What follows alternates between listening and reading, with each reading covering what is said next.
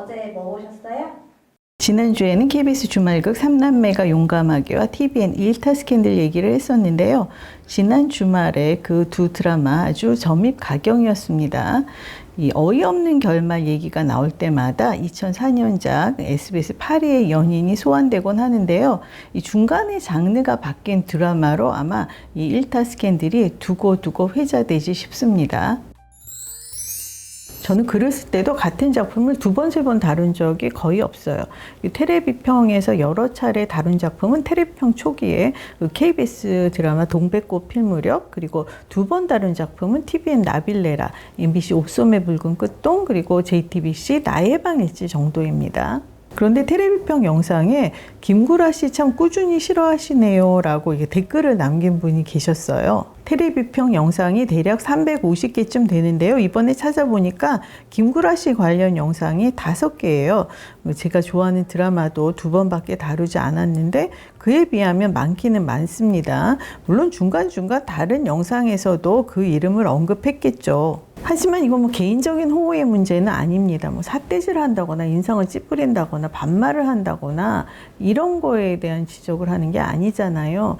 누군가에게 나쁜 영향을 줬을 때 뭔가 우려스러울 때 얘기를 하게 되는데요.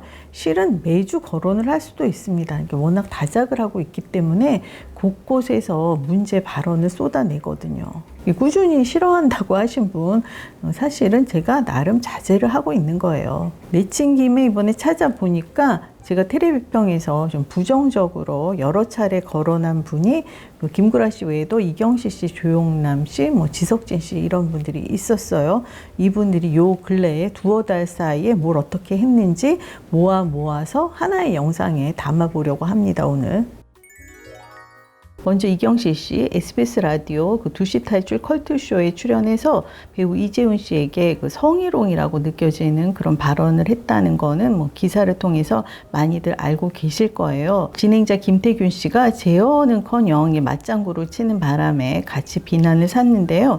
진행자니까 마땅히 책임을 져야죠. 그런데 이경실 씨가 지난 12월 이 채널 개면일에 출연했을 때 이분이 아직도 세상 달라졌다는 걸 인식을 못하고 있구나 새삼 느꼈습니다. 개며느리는 개그맨 며느리입니다. 이수지, 허한나, 김경아, 김영희, 이세영, 정지민 개그맨들이 시어머님들과 함께하는 관찰 예능이었어요. 그날 게스트인 이경실 씨가 호피무늬 원피스를 입고 등장해서 하는 말이 개 시어머니가 가난하다고 생각할 것 같아서 부잣집 사모님처럼 입고 나왔다 이러는 거예요. 아니 가난하다고 생각할 것 같다? 그럼 개그맨 시어머님들은 뭐가 되는 겁니까? 문세윤 씨가 혹시 제2의 이경실이 있느냐 물었어요. 물론 있다. 중요한 건 여기 없다 라고 답하더라고요. 거기 이수지 씨가 있었는데요. 그 말은 농담이라고 치고요. 후배들이 잘하고는 있지만 아쉬운 게 있다면 너무 사람들에게 욕먹는 걸 두려워한다. 모두가 유재석이 되고 싶어하는 것 같다. 다 좋은 말만 하려고 한다 라고 했습니다. 그러더니 유키즈 언더블럭을 예로 들면서 조세호 씨를 조세호라고 하는 거예요. 양배추로만 하도 불러서 헷갈렸다고 변명을 했습니다. 조세호라고 아마 부른 적이 없나 봐요. 조세호 씨가 본명을 쓰기 시작한 게 2011년부터인데요. 지석진 씨가 런닝맨에서 정상훈 씨 이름을 몰랐을 때처럼 이분도 미안해할 줄을 모르더라고요. 그러면서 또 덧붙이는 말이 조세호가 유재석을 어설프게 따라가는 것 같아서 꼴보기 싫다는 거예요. 이 말에 양세찬 씨와 문세윤 씨도 맞장구를 쳤습니다. 컬투쇼에서 김태균 씨가 그랬던 것처럼. 사람들이 뭐라고 하는 거에 대해서 물론 참고는 해야겠지만 그게 법은 아니다. 그게 다는 아니다. 용기를 가졌으면 좋겠다라고 그 자리 후배들에게 조언을 했는데요. 그게 무슨 의도로 한 말인지는 알겠어요. 각자 자기 색을 찾으라는 거잖아요. 누구 눈치 보지 말고. 그런데 그 자리에 이수지 씨가 있었죠. 이수지 씨처럼 자기 색깔이 확실한 개그맨이 있으면 나와보라고 해요.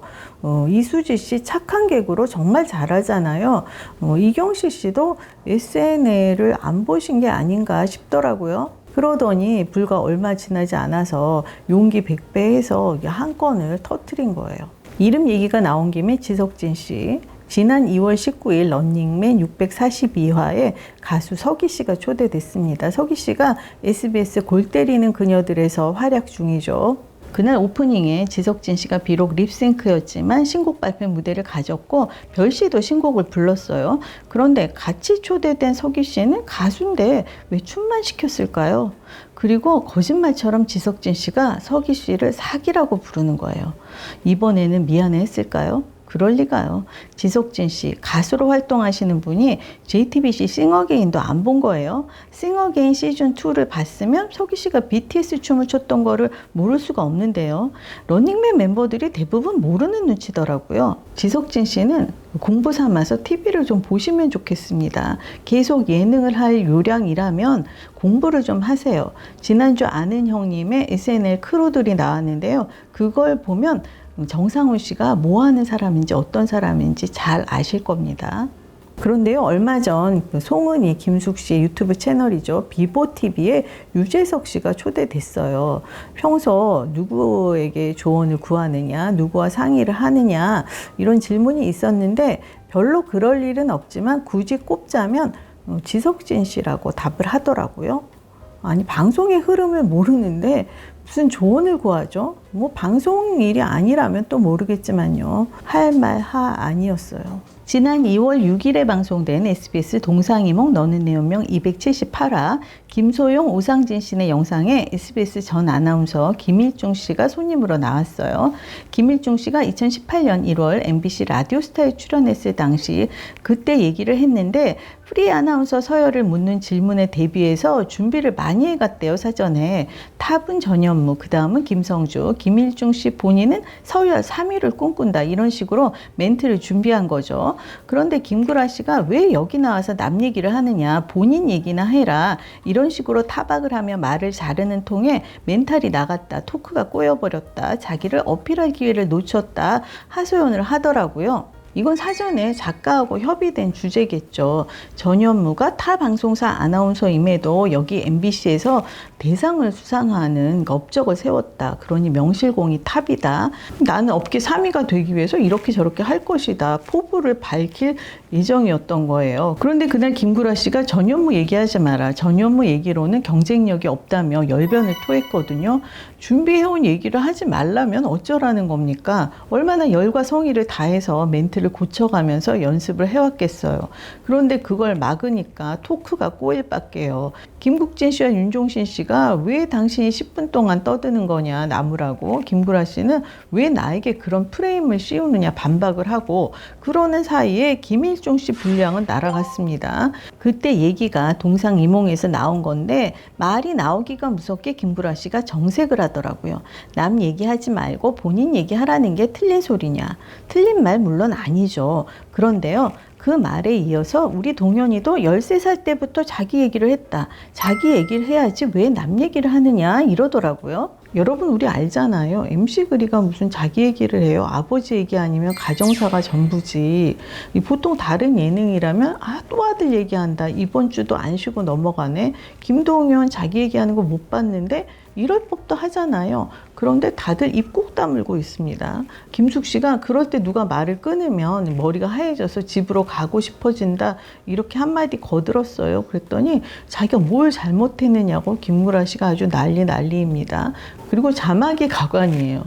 예능 대본은 절대 참지 않지, 이렇게 달렸습니다. 왜 아무도 말을 안 하겠어요? 그 서장훈 씨조차 왜 딴죽을 걸지 않겠어요? 다들 점잖아서인 것도 있지만 입 바른 소리 했다가는 삐지니까 그 후환이 두려워서 다들 묵묵부답 가만히 앉아있는 거 아니겠어요? 그리고 지난주 281화 염경환 씨 편 영상에 김구라 씨와 아드님 MC 그리가 등장합니다. 염경환 씨가 묵는 숙소에 부자가 찾아왔는데요. 염경환 씨가 인사로 이렇게 누추한 곳까지 어떻게 왔느냐 하니까 MC 그리 와요. 너무 누추한데요. 홈쇼핑으로 돈도 많이 버시는 분이 왜 이런 곳에, 이럽니다. 요즘 젊은이들이 살기가 얼마나 힘든지 아는지 모르는지 원. 그리고 마지막으로 조용남 씨. 지난 일요일 미운 우리 새끼에서 조용남 씨가 배우 이효춘 씨의 생일 파티를 해주겠다면서 본인 집으로 이효춘 씨를 초대했어요. 아니, 미운 우리 새끼하고 조용남 씨가 무슨 상관이 있다고 몇 번씩 그렇게 부르는지 모르겠습니다. 어쨌든 구색은 맞춰야 하니까 미우새 멤버인 이상민 씨가 그 집으로 가서 요리를 했고, 그리고 백일섭 씨도 같이 왔습니다. 여러분 기억하실지 모르겠는데 이우춘 씨가 78년작 청춘의 덫의 주인공이었습니다. 99년작 심은하 씨가 나오는 청춘의 덫이 리메이크작이에요. 그렇다면 김수현 작가 드라마니까 뭔가 윤여정 씨와 연결고리도 있지 싶은데 왜 계속 조용남 씨와 연결되는 예능을 할까요? 이게 막상 말을 하려니까 정말 구질구질하네요. 다 줄이고 하나만 말씀드릴게요. 이상민 씨가 매로구이를 했습니다. 이우춘 씨가 도착하고 두 사람이 마중을 나간 사이에 백일섭 씨가 젓가락을 들어서 매로구이를 드시는 거예요. 아니 생일 파티 음식이라는 걸, 그러니까 이우춘 씨를 위해서 마련한 음식이라는 걸 그새 잊으신 건지, 아니 어른이 왜 그런 행동을 그 대여섯 살만 돼도 다 알지 않나요? 이게 뭔가요 했다가 이건 제작진이 잘못했다는 생각이 들더라고요. 촬영 시간이 길어졌을 텐데 시장하시지 않게 입 다실 거리를 제작진이 미리 챙겨드렸어야죠. 오늘의 얘기, 이게 우리나라 대표 예능 프로그램의 현주소예요. 이런 사람들이 계속 이렇게 돌려막기식으로 나오고 있는 겁니다. 오늘은 안 좋은 얘기들을 하나로 묶어서 말씀을 드렸고요. 다음 영상에서는 좋은 얘기, 칭찬을 가득 담아서 돌아오겠습니다.